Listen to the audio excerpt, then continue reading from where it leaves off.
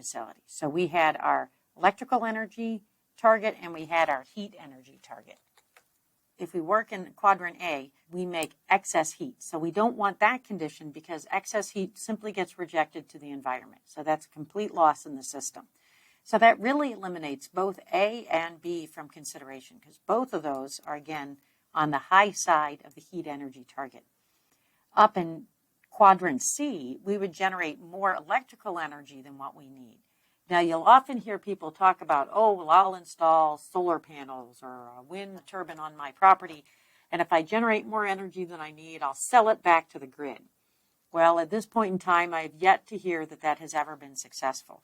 So while in principle, that can be a feasible operating mode, is to generate enough electrical energy for yourself and more so you could put that energy back into the grid, it doesn't tend to be that successful. And that's primarily because we're still trying to figure out how to have these components interact with the grid.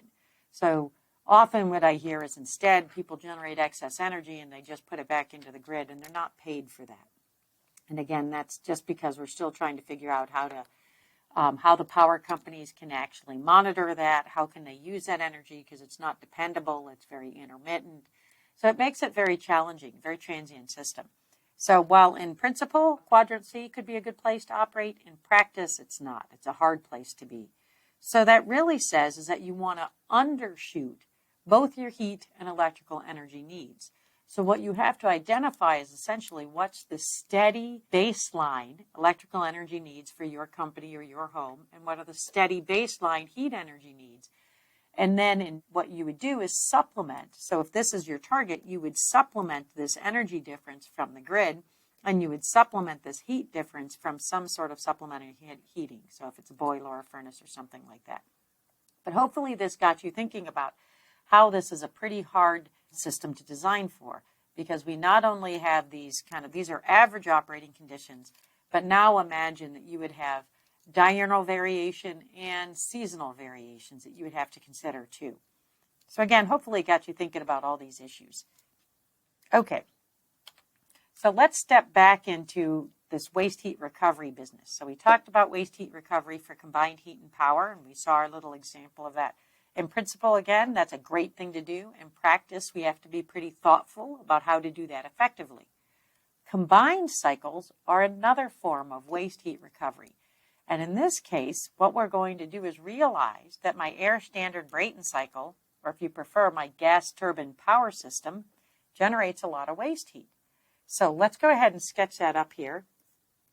And I'll show you how we're going to take that excess energy and we're going to use it effectively. So again, we have our compressor.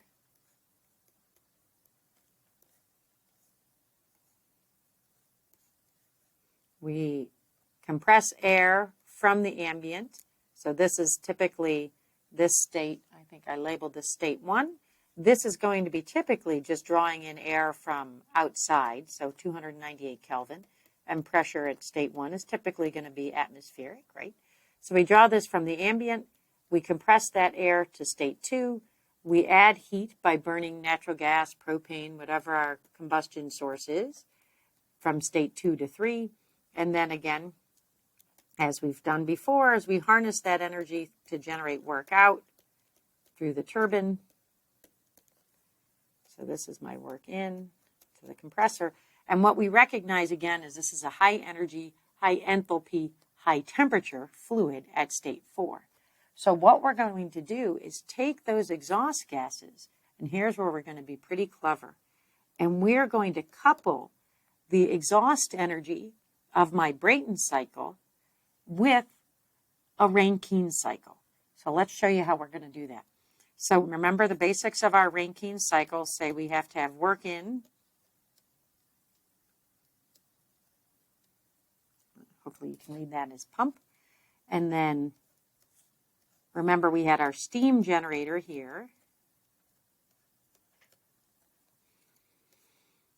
And then we would expand that high temperature steam through a steam turbine.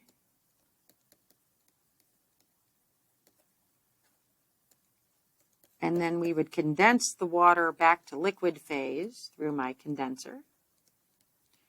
And what we're going to do in this system is we're going to take this high energy fluid from the exhaust of my gas turbine. And what we're going to do is pass that through a heat exchanger to heat the steam. So this is also referred to as a heat recovery steam generator. So this is heat recovery. And then we'll exhaust those gases out the stack, dump that heat to the environment.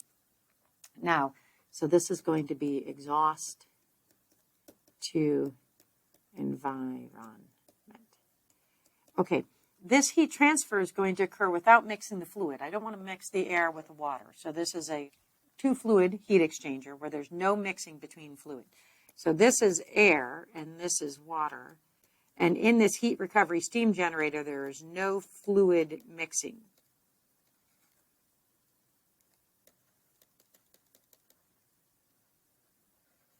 Okay. Now, the pressure of these two systems are different, right? Because we're going to exhaust the gas turbine here nominally to some pressure that's above the ambient. So this will be greater than the atmospheric condition. At the exit here, this will be, let's go ahead and label these as A, B, C, D, and this is going to be exit state 5. So the exit state is going to have a pressure of about 1 atmosphere, right? So when we look at the work out of the cycle, what we have here is the net work for the cycle. We have work in through the compressor. So this is work in for the compressor. We have work out from the gas turbine. We have work in from the pump, to the pump, I should say. And then we have work out of the steam turbine. Okay, so we know that the work-ins are less than 0. Oh, sorry, I'll put that as work in, comma. This is pump is work in. So this is less than 0, this is greater than 0, this is greater than 0. But you can see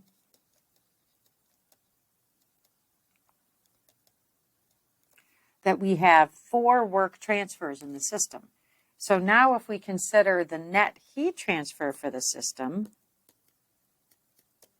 and remember we're considering the cycle, which includes essentially if we were to draw a dashed line around this entire system.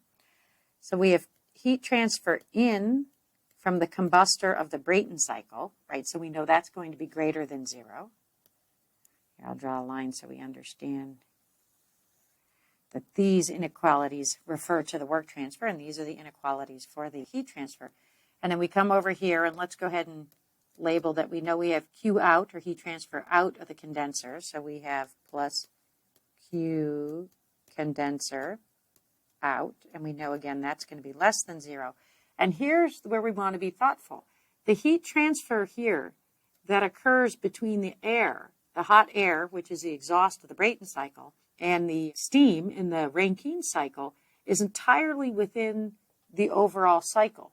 So that heat transfer doesn't appear in the accounting for the overall combined cycle. Okay, so these are, again, these are combined cycle values. Okay, for both of these. So now typically that's not going to be enough heat transfer for us to get a whole lot of energy that we want for the entrance to the steam turbine. So we might have to supplement that with another form of heat transfer that is external, right? So if we have to add coal or whatever. But the heat transfer that occurs between the Brayton cycle, between the air and the steam, is entirely within the cycle. So there's no, that doesn't appear within the cycle accounting, okay? And then, of course, if we were to close the loop here, this is my fictional rejection of the heat transfer to the ambient, right? Then we could include that in my system too. So we would have plus Q dot ambient. In reality, that has to be, so just again, I apologize to have these lines crossing like this, but that's how you would close the loop. So again, this heat transfer that's rejected to the ambient is different than if we had directly connected from 4 to 1. Okay, we're actually connecting from 5 to state 1. Okay, so Q ambient, just as a reminder, I will add that this is 5, 1. Okay, And this value, again, since it's heat out of the system, is going to be less than 0. So if we don't have any makeup heat, if we don't provide any supplemental heating within the steam generator, that's it. We only have these 3 heat transfer terms. If I do require, let's say, we'll be even more colorful here. We'll add another color to our cycle. If I do need to add more supplemental heat transfer here, so this is going to be, let's call it Q in supplemental. And again, this would be typically coal or some other form of, you could do coal, you could do nuclear or something like that. Maybe it's a solar power tower, who knows? But there's additional heat transfer in here. Then we would have to include that heat transfer here as a supplemental heat transfer, and that would be in. Okay, so let's back up for a moment and consider what we've learned. We have high temperature fluid coming out of the gas turbine when we use a Brayton power cycle. Rather than just send that up the exhaust, we might as well couple that to a heat exchanger. And we can couple that to the heat exchanger within another power cycle, like a Rankine cycle. And that's referred to as a combined cycle system. And that is going to give me a much higher efficiency than if I just had a simple cycle. Okay. So more than 20% of the U.S. in the United States, over 20% of the total energy circa 1997 was wasted in just thermal losses. So that's essentially all of that energy was just rejected to the environment. That energy, if we could find a way to harness it appropriately, could power almost the entire transportation sector. There is a lot of waste heat generated, not just in the United States, but everywhere. So combined cycles and combined heat and power or cogeneration plants are no-brainers. So let's line them up next to each other. So here we have kind of my basic coal-fired power plant that's shown in the top here. So we have, just for comparison purposes, we'll use a benchmark of 100% fuel comes into my coal-fired steam power plant. That's my Rankine cycle. 60% of that energy is rejected as waste heat. 40% is generated as electricity. That's the typical Rankine power efficiency, a cycle efficiency of 40%. A combined cycle takes my natural gas turbine, the Brayton cycle, which generates about 70% waste heat. So your Brayton cycle is about 30% efficient. So I have 30% electricity generated from my 100% fuel benchmark. 70% is generated as waste heat.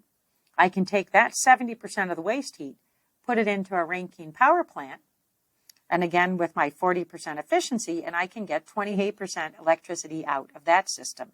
And 42% is then rejected as waste heat.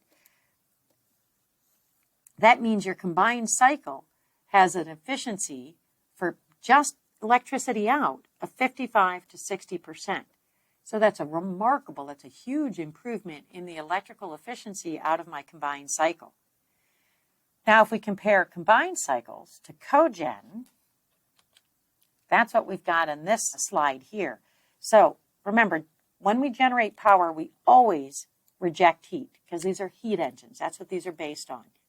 There are a few exceptions that we're not going to have time to get into in this class, and that's like fuel cells, for example, can generate power, and they aren't heat engines, so they follow a different sets of limiting behavior. But for heat engines, which are essentially power cycles that generate power because of a temperature difference, they always create heat at the same time we create power. So in combined heat and power cogen, remember, we have heat transfer as a desired output. So I get to include that in my definition for the thermal efficiency. We can use CHP systems at any scale. You can do this for your home all the way up to industrial power plants. And most industrial facilities that use very high power output, like anything that's glass processing, cement processing, metal processing, they've already invoked heat and power and have been doing it for many, many years because they've already realized that's a whole lot of energy that could be wasted otherwise. So these are very common to see combined heat and power systems around the world. But your heat transfer has to be co-located. Your heat transfer application has to be co-located.